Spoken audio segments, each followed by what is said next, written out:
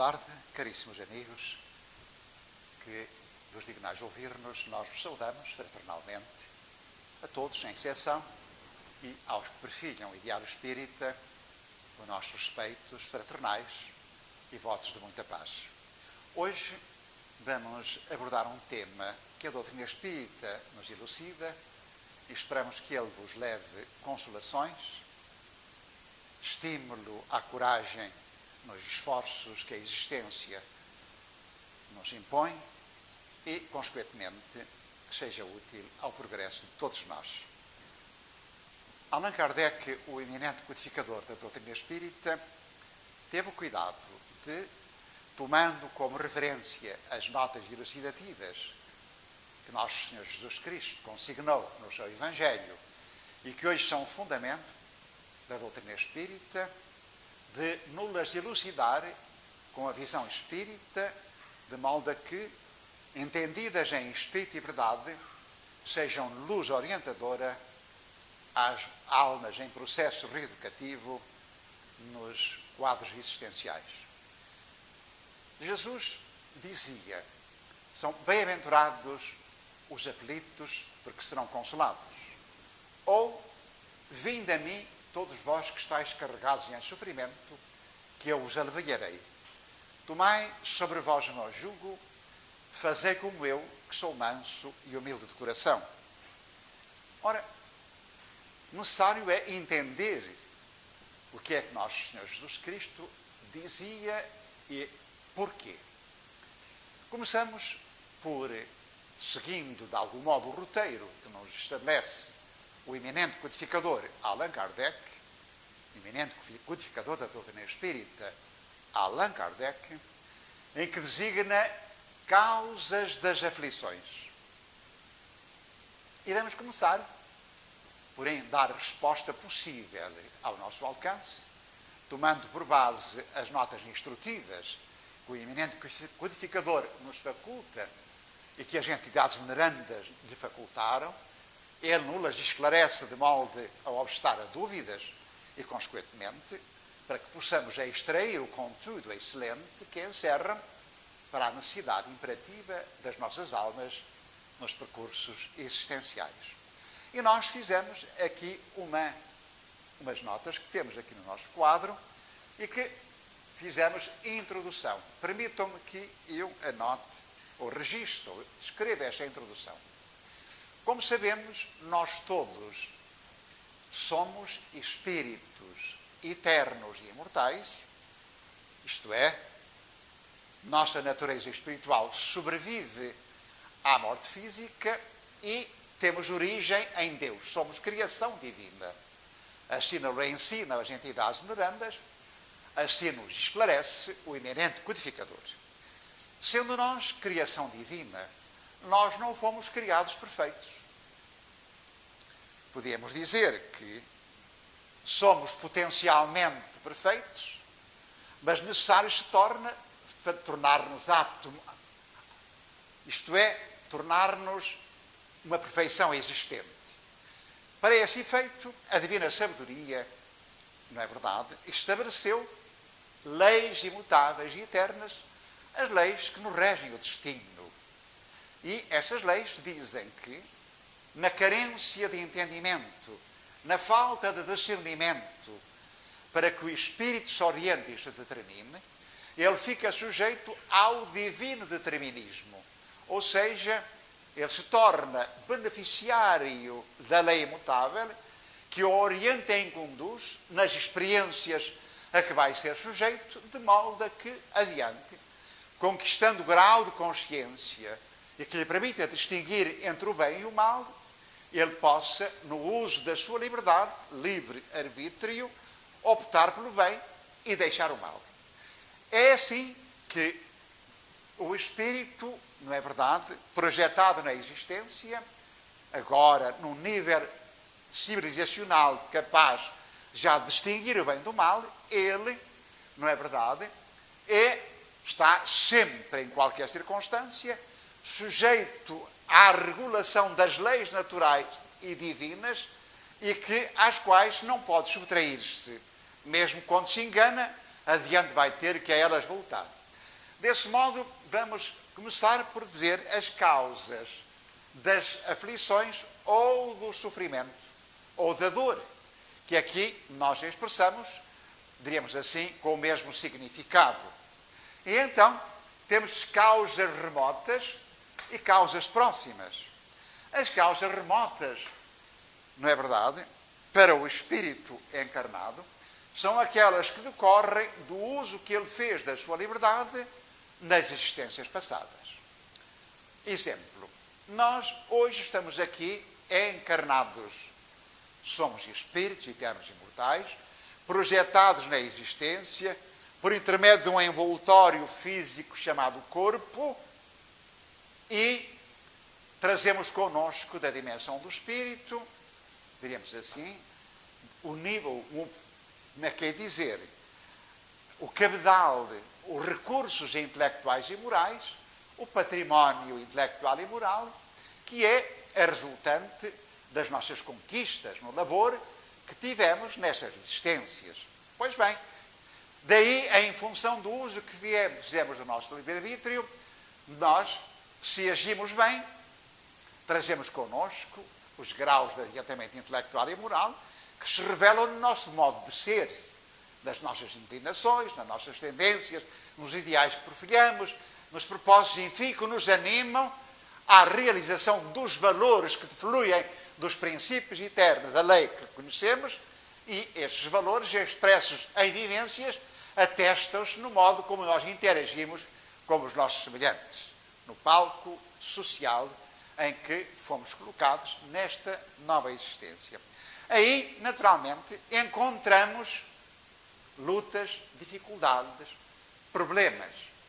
Encontramos isso em muitos seres humanos que nós conhecemos, que são deficientes visuais, que sofrem problemas de vária ordem no campo mental, que apresentam deficiências físicas nos seus membros, outros que sofrem problemas agudos de doenças variáveis, outros que se veem, enfim, sujeitos a carências de ordem material, outros que não encontram resposta às suas inquietações afetivas, outros que lutam e anseiam por ter filhos, não conseguem tê-los, e por aí fora uma panóplia de causas ou de fatores que nós, da humanidade, o ser humano, sofre e que não têm causa na existência atual, que são resultante do uso nas várias posições em que o Espírito esteve, que ele fez da sua liberdade e, consequentemente, gerou efeitos. Porque a desobediência à lei natural e divina que nos rege o destino gera consequências, efeitos, em que o ser cai na desobediência, cai na alçada da lei de causa e efeito, que na ordem moral se chama de ação e reação.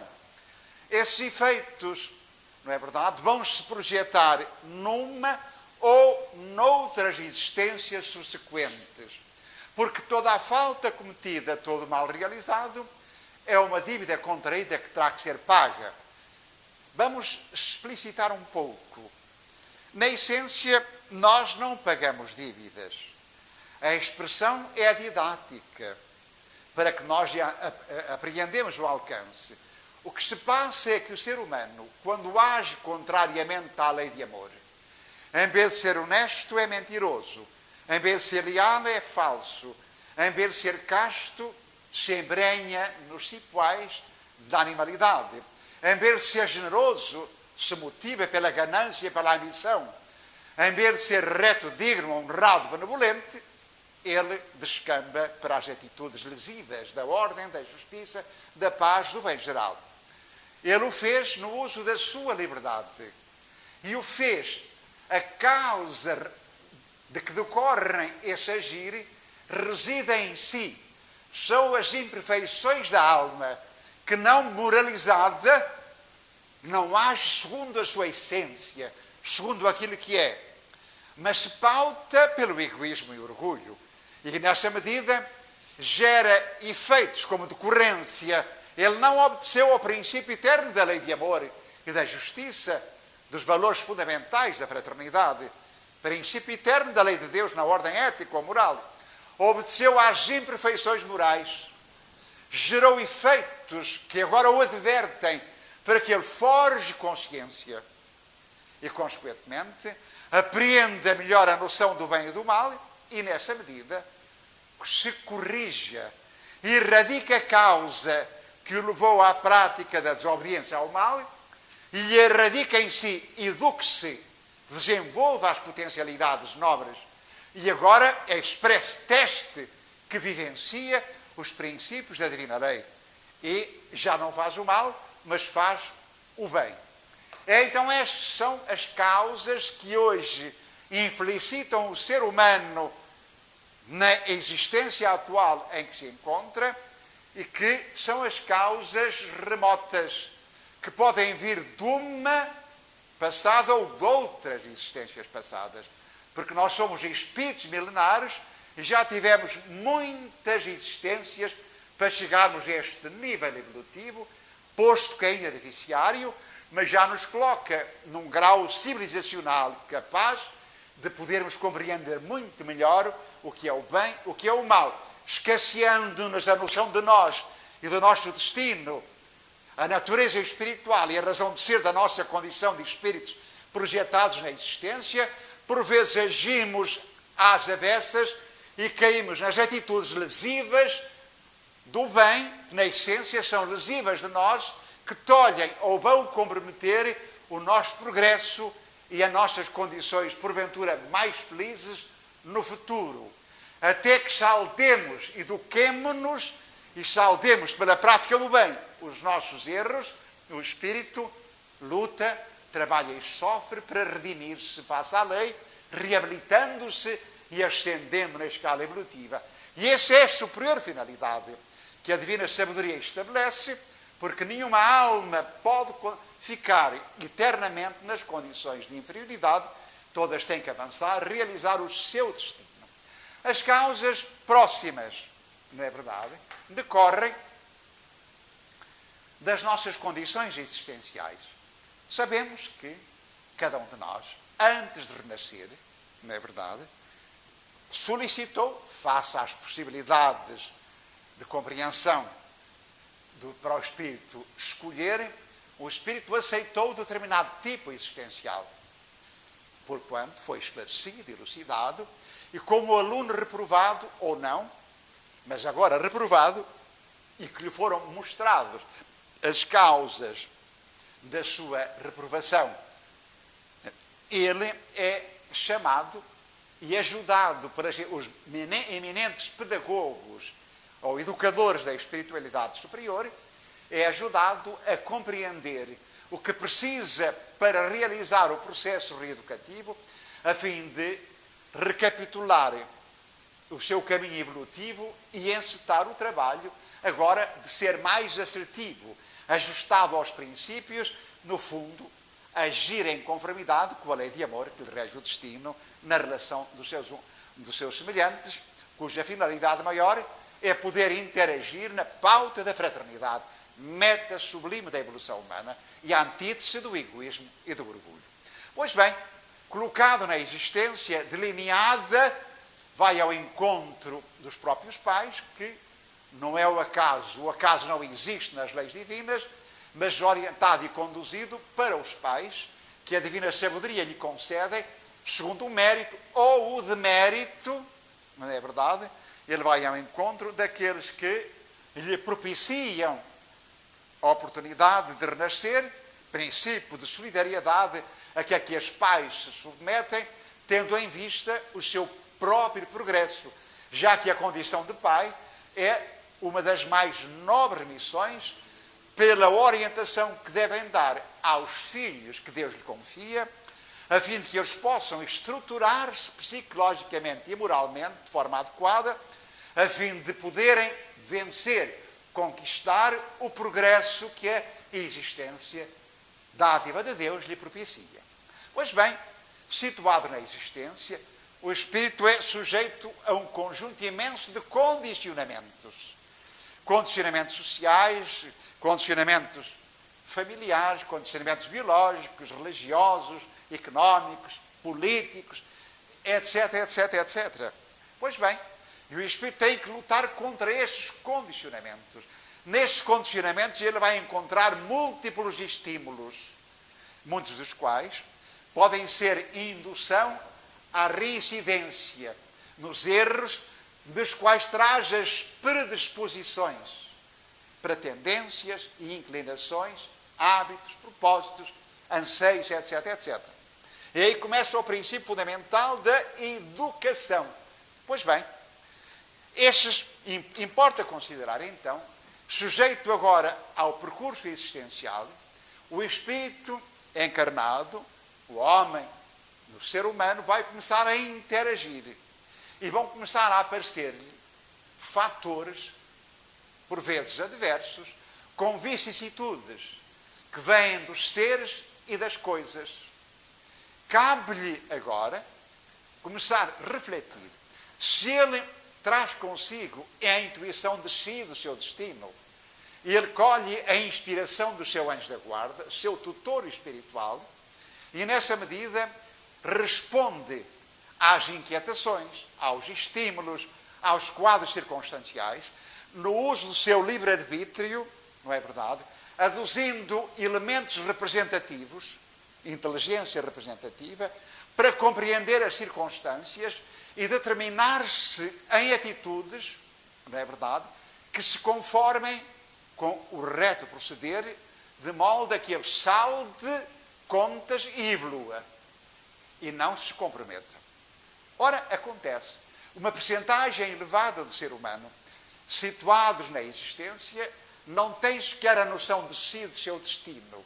E a tradição religiosa não lhe faculta a luz orientadora que o responsabilize pela noção das consequências que advêm das suas escolhas, das suas opções.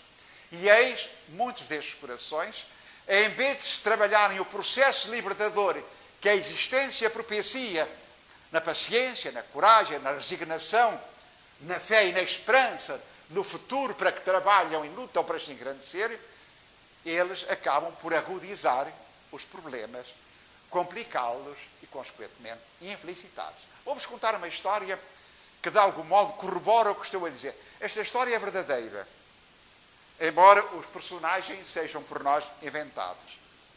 Havia um senhor chamado Joaquim, é o nome que me ocorre e é bonito, é o nome do meu avô. E então, esse senhor nasceu, fez a sua existência, trabalhou, lutou honradamente e vivia numa família, casou, tinha uma mulher que o amava, havia uma relação afetiva em permutas de excelente afetividade, que se sustentavam em equilíbrio harmonioso, teve filhos que o amavam e viviam em paz, tranquilidade possível, se assim podemos exprimir-nos dentro da condição do plano físico, já que o próprio mundo, sendo da expiação e de prova, como se diz, porque a humanidade se apresenta num grau evolutivo deficiente por carência de moralidade, ele viveu feliz, mas trouxe consigo da existência, diríamos da espiritualidade, o anseio de ser rico. E vivia esse anseio de ser rico. Eis que jogava frequentemente, adquiria, comprava, como se diz, uma cautela para o jogo de lotaria. E tanto jogou que um dia lhe saiu a sorte grande. Saíram uns milhares ou milhões, diríamos agora na nossa moeda, de euros. De posse de uma quantia avultada, o homem ficou deslumbrado, até que, enfim, que me saiu aquilo que eu ansiava. E começou a usar os recursos que lhe foram depositados.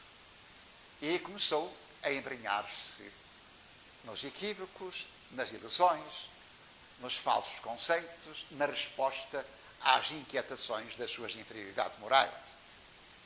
Embrenhou-se, enfim, na satisfação de tudo aquilo que na essência não concerne ao espírito. E decorre o tempo. E quando chegou a hora e aportou à dimensão do espírito, ei-lo em quadros de aflição e de amargura. E veio contar-nos a sua história. E disse-nos assim: eu tive tudo. Esposa que me amava, filhos que me amavam e me queriam em profundidade. Eu tinha uma vida feliz, mas o anseio da riqueza dominava-me o espírito.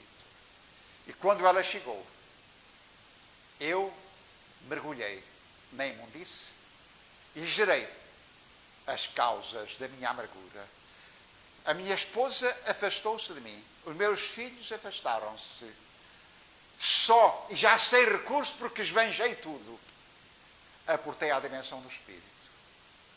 Hoje, aqui estou, o mendigo, que tudo perdeu por sua incúria, sua invigilância, sua insensatez. Que me faltou? Aduzimos nós a noção de si e do seu destino. A noção de que era um espírito eterno e imortal em projeção, projetado na existência, para a realização do progresso espiritual. E, na prova da riqueza que solicita e que lhe é concedida, está uma advertência solene para todos aqueles que se deixam dominar por o apego às coisas transitórias do mundo, o apego a todos aqueles que se deixam arrastar pela ganância de terem mais e mais fora de si. Pobres, paupérrimos de sentimento, carentes em profundidade de todo o espírito, não entendendo que adiante vão ter que apresentar-se perante a eterna e imutável justiça de espíritos que vieram fazer um percurso para evoluir e estacionaram, porque, novamente, não perceberam a finalidade superior da vida e que a real riqueza da alma está nas conquistas evolutivas da sabedoria e da virtude que dela decorre. Assim, importa considerar que o espírito sujeito às condições sociais, culturais, económicas e religiosas, sempre no uso do seu livre-arbítrio, por vezes, não está apto, por carência da ação educativa, já que podemos nós inferir, sem juízos de valor ou depreciação de quem quer que seja. Nós não depreciamos, nem formulamos críticas depreciativas de quem quer que seja. Respeitamos todos os trabalhadores do bem. Respeitamos todos os educadores. Respeitamos integralmente todos os corações nas suas opções. Se discordarmos, usamos a liberdade de pensar, de sentir e agir de modo diferente. Mas nunca para expender qualquer propósito menos reto e digno que toque ou vise menosprezar os nossos semelhantes, os nossos irmãos. Já que sabemos que cada alma ou espírito projetado na existência, responsável pelo seu pensar, sentir e agir, está por natureza liberto ou condenado aos efeitos que decorram das suas escolhas. A nossa função, se podemos arrogar-nos o direito de desse modo nos exprimir-nos, é contribuir para o esclarecimento dos eternos princípios das leis que nos regem o destino, de molde a que aqueles que porventura nos escutam possam fazer a opção correta de buscar o engrandecimento que dignifica o espírito e que, adiante, por certo, lhe proporcionará bastante paz, luz e felicidade. Dizia nosso Senhor Jesus Cristo aos seus discípulos, quando eles, porventura, diziam que não sabiam, ele dizia: agora não podereis evocar que desconheceis a lei e os princípios que vos orientam e norteiam, porque eu vos disse e vos esclareci. Se optardes no uso da vossa liberdade por um caminho diferente daquele que vos aponto como roteiro emancipador de consciência e de enobrecimento de sentimentos, na pauta do uso da vossa liberdade, não podeis evocar que não sois responsáveis pelas vossas escolhas e pelas suas consequências. Então, continuando a nossa reflexão, poderemos verificar ainda que as condições sociais, não é verdade, sendo meios para que o espírito teste a sua coragem, exercite a sua paciência, desenvolva, enfim, a sua perseverança, revela a sua fé e confiança na bondade infinita de Deus que o rege, o destino, é o espírito que, vezes sem conta, é causador de aumento da sua infelicidade. E, lamentavelmente, em vez de pensar e compreender, se eu não tivesse feito deste modo, ou tivesse procedido daquele, ou até se não tivesse feito isto ou aquilo, o meu estaria melhor, o meu estaria mais feliz. É então que cabe ao espírito. Contudo, em vez de dizer ainda que está sendo advertido pelo uso da sua liberdade, pelas opções que tomou, e que as consequências são, senão a resultante das suas escolhas, ainda atribui aquilo à má sorte, nega por vezes a existência de Deus, cai na revolta insensata e ainda se motiva em praticar ainda mais más ações. Acautelemo-nos da nossa insensatez. Quando não estamos em equilíbrio, geramos alterações emocionais que geram efeitos bloqueadores da razão e estatela-nos no desequilíbrio e nos traz ainda dor maior hoje e amanhã. Meditemos. Então importa considerar, para concluirmos, que tomando agora como lição o que o Senhor disse, importa considerar que temos sofrimento moral e físico como resultante do uso da nossa liberdade, das nossas escolhas, dos nossos hábitos, tendências, inclinações, enfim. Esse sofrimento físico é passado na Terra. Não esquecer que o nosso corpo, na essência, não sente. Todo o sentir, toda a perturbação, toda a afetação, mesmo que de ordem física, é o espírito que sente. O corpo é meio para que o espírito, não é verdade, recolha as experiências do meio e as arrecade, de modo que elas aumentam a sua capacitação, não é verdade, ou forças vitais, experiências vitais, que aumentam as capacidades de consciência e os seus recursos cognitivos e, nessa medida, o ajudam a ampliar, o aprimorar da vida afetiva e a disciplinar a sua capacidade volitiva ou capacidade de determinar. E então, mas o sofrimento na ordem moral, esse é muito mais agudo. As entidades venerandas elucidam-nos e os exemplos por que passamos ou que tivemos contacto ao longo das nossas décadas de experiência na prática espírita mostram-nos de que não é possível comparar um sofrimento físico, por mais agudo e dilacerante que seja, ou lancinante que seja, com o sofrimento moral.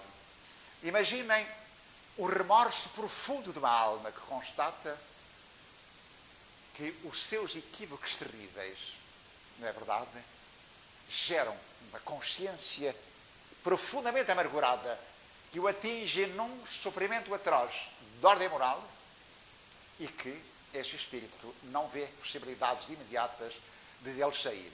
Pode levar à loucura, à alienação mental. E então, o sofrimento ainda porque passa o espírito que trabalhou, viveu a sua existência, apegado ao comer, ao beber, aos vícios de toda a ordem, arraigado aos anseios ilusórios da satisfação biológica.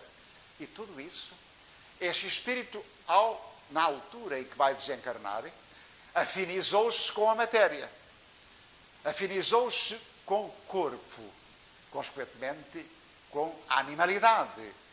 E os vínculos vitais do corpo espiritual que o ligam ao corpo, não é verdade, levam à dificuldade acrescida da sua libertação. Porque os vínculos vitais do corpo espiritual ao corpo físico se desatam lentamente. Se renascimento como que se enraizaram no desencarno, na desencarnação, como desatam-se lentamente. Rapidamente para o espírito iluminado, moralizado e engrandecido no amor e na sabedoria, moroso, difícil, de perturbação variável, que se acentua quanto maior for a materialização do espírito, ou seja, quanto maior for a sua imoralidade, mais dificuldade, mais sofrimento.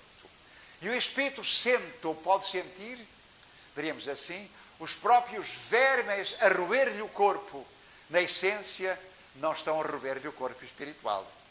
Apenas dos vínculos, diríamos assim, do perispírito, ainda ligados à estrutura física, o espírito sente todo esse campo de decomposição e isso se repercute em si.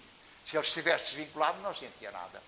Pode acontecer que isso pode também levar à alienação do espírito, pelo sofrimento profundo e as emanações deletérias que partem do cadáver podem conduzir à alienação e à amargura. Assim nos ensina um eminente pensador que nós temos prazer em ler, que é o Dr.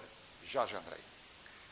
Então, importa que considerar ainda o sofrimento direto é aquele que atinge o indivíduo, física ou moralmente. O sofrimento indireto é aquele por que passamos em relação aos outros. Os nossos entes queridos, os nossos amigos, etc.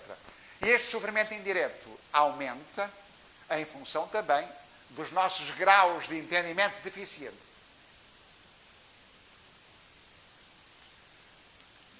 Nossos graus de entendimento deficiente. Quanto mais esclarecido está o indivíduo sobre a vida espiritual, sobre a sua condição no plano físico, sobre a certeza da volta à dimensão do espírito, menos o espírito sofre. Porquê? Porque tomou consciência das leis de Deus, aceita-as com coragem, com resignação, não sofre, mas sem revolta, sem animosidade e sem expressões inadequadas que contrariam a finalidade superior da vida. Imaginemos, por exemplo, um pai ou uma mãe que muito amam a seu filho, uma criança. E eis a criança que vai morrer, ou morre. E o pai, debruçado sobre o caixãozinho, chora amargamente a perda da luz dos seus olhos, do seu anjo querido. Se ele percebesse que aquele anjo querido é um espírito eterno e imortal que não morreu, apenas abandonou aquela estrutura física para voltar à dimensão espiritual, complementando uma existência e fugir a sofrimento de que não tinha necessidade para a realização de progresso maior, ou em processo de reajuste para adiante poder encontrar melhores condições de trabalho e de ação educativa, de progresso espiritual. Se o pai compreendesse que aquele ente amado não deixou de o amar e continua a amá-lo no seu processo evolutivo, porque acima de tudo ele é filho de Deus, espírito eterno e imortal para ascender e evoluir, esse pai, por certo, teria maior resignação, compreensão, e em vez de chorar amargamente, deplorar, etc., orava a Deus e agradecia a sua infinita bondade, a sua infinita sabedoria. Conta-se num livrozinho muito bonito que chama-se Crise da Morte, por certo já lestes, de Ernesto Busano. Ernesto Busano foi um investigador italiano, professor catedrático, que primeiramente foi discípulo de Herbert Spencer, um filósofo inglês notável no seu tempo. E então, ele, tendo sido discípulo desse eminente filósofo, não guardava em si as noções da espiritualidade superior, nem sequer tinha noções de que a vida continuava e de que o homem era de natureza espiritual eterna e indestrutível, que, projetado na existência por intermédio do corpo, como vimos dizendo, ele tinha como destino engrandecer-se em sabedoria e amor, sua finalidade maior, que um dia será a perfeição. Ele, um dia, lendo um livro de um autor alemão, verificou que a nota contestatária dos princípios, ou melhor, dos factos que atestavam a imortalidade, não eram lógicos, racionais, e que havia uma falha. propôs-se investigar os factos que atestavam a imortalidade, leu, estudou, investigou e chegou à conclusão lógica da verdade dos factos, que aceitou. Escreveu livros excelentes, dos quais este, A Crise da Morte, e que nos conta esta linda história de uma menina chamada Daisy. Daisy era uma menina que teria, por hipótese, vamos citar, 10 anitos, e um dia recebeu a visita do seu irmãozinho, o Willy, que tinha desencarnado em menino. E ele veio dizer-lhe que estava chegada a hora dela, que ela iria partir. Venho falar-te, preparar-te, para que fales aos nossos pais, de modo a que eles não façam essa choradeira, palavras minhas, e, consequentemente, que se conformem com a lei divina, porque tu vais partir, porque isso é útil ao teu real progresso, é à tua evolução espiritual, de momento, não tens necessidade de permanecer na existência, outros caminhos evolutivos te aparecem, de modo a que realizes outras experiências que te engrandecem e evoluem. E eu venho dizer-te, porque foi-me permitido tal, e aqui estou eu. Diz à mãe que eu a amo muito, e que a vejo, vezes sem conta, e que não chore, porque eu estou convosco e vos amo. Quando chegar o momento, eu venho dizer-te. E eis que chega a hora, e ele veio dizer, Daisy, está chegado o momento. E a Daisy pediu ao pai, aos pais, contou-lhe a história, pediu ao pai que lhe pegasse ao colo e que a levasse à janela, porque queria despedir-se do mundo. É uma forma linda, bucólica, muito interessante. E então, o pai assim fez. Depois deitou-a na cama e ela disse, o Will já que está, e por isso vou partir. A mãe e o pai tinham sido preparados e reuniram-se a família em oração, elevando a Deus o pensamento, envolvendo em ondas de luz e de paz e de harmonia, numa profunda serenidade e tranquilidade. Porque a morte é a porta da vida, assim diz Charles Regichet. E nessa medida, a menina parte para a dimensão do espírito e Willy, conduzindo-a, os pais encantados, o que significa que, tendo aceito o convite, nota elucidativa que lhe fora facultada, eles não sofreram o quadro circunstancial da perda do ente querido, que na essência não se perde nada nem ninguém. Apenas nos separamos temporariamente. Na essência, nem chegamos a separar-nos. Apenas um parte para a sociedade espiritual, não é verdade? Para as condições existenciais da dimensão do espírito, e nós ficamos ainda mais algum tempo nesta existência, por imperativo da lei, face à possibilidade que ainda temos de corrigir, reajustar, reabilitar, aprimorar, uma palavra, evoluir. Eis porque Deus nos concede o instinto de conservação, para aproveitarmos tudo. Assim, importa considerar que uma percentagem do sofrimento indireto decorre da nossa ignorância do que somos, do nosso destino, do porquê das coisas, da superior finalidade que tal objetiva, para que a consolação se faça sentir, importa estudarmos para penetrarmos na sabedoria divina que encerra em todos os factos ou ocorrências, a fim de que, aceitando os signos eternos, nos conformemos na fé e na esperança e procuremos atenuar a saudade dos que partem pela compreensão de que eles muitas vezes estão ao nosso lado, beijando-nos, abraçando-nos, confortando-nos, estimulando em nós a paz e o progresso em favor do nosso adiantamento. E de resto, lembremos ainda de que nós, durante a noite, quando o corpinho dorme, todos nós deixamos este corpinho e penetramos na dimensão do espiritual. Se para tanto fizermos jus ao nosso bom senso e iluminação moral e espiritual, nós poderemos ir ao encontro de aprendizados edificantes, dos entes amados de hoje e de ontem, e trazer um conforto excelente para prosseguir ainda o tempo que Deus nos concede, sem lamentações, murmúrios, revoltas ou insensatez.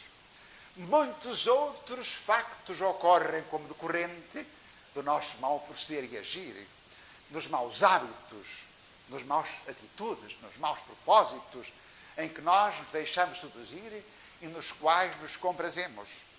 Importa que nós reforcemos o espírito na noção do que somos, da convicção do nosso destino, da noção clara das consequências do futuro e trabalhemos nossa autoeducação.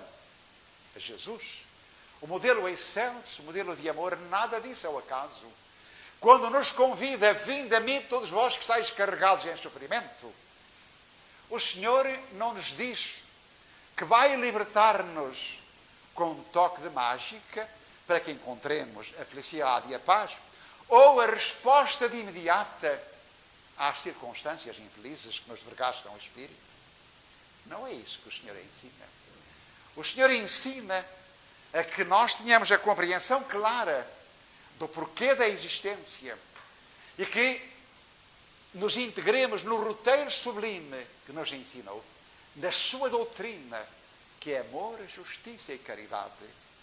E que trabalhemos bastante a nossa transformação moral, a nossa educação espiritual, convergindo para a submissão a esse jugo, a fim de que, mais conformes ao que convém à nossa evolução espiritual, nós possamos assim subtrair-nos a consequências fatais e inevitáveis que, porventura, daí advirão.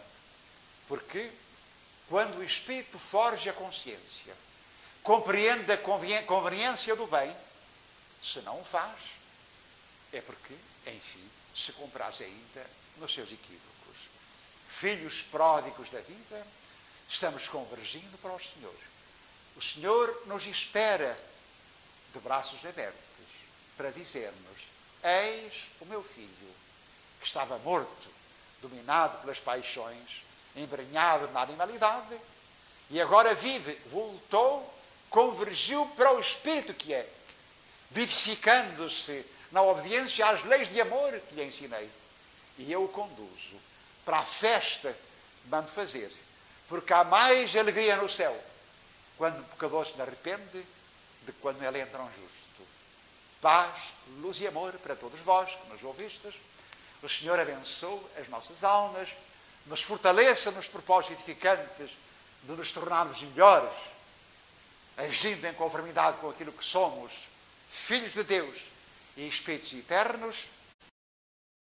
Não sejamos decepcionados com a advertência viva do sofrimento que aparece sempre e ainda como alavanca da evolução do ser, a fim de que não fiquemos para trás e realizamos o superior destino, a perfeição. Aqui estaremos no próximo dia, se Deus nos permitir. Que a luz do Senhor vos abençoe, envolva no seu manto de amor e encoraje ao estudo da doutrina espírita, para que a consolação, a paz e a tranquilidade, que resposta às inquietações que porventura os vossos espíritos sofrem ou porque passam, para que em todas as circunstâncias vos conformeis à lei divina, elevando o pensamento à fonte criadora, e encontrareis a resposta consoladora que vos trará, sem dúvida, a orientação viva para a conquista da paz e da alegria, nosso destino eterno, nossa felicidade. Seja louvado nosso Senhor Jesus Cristo, hoje e sempre.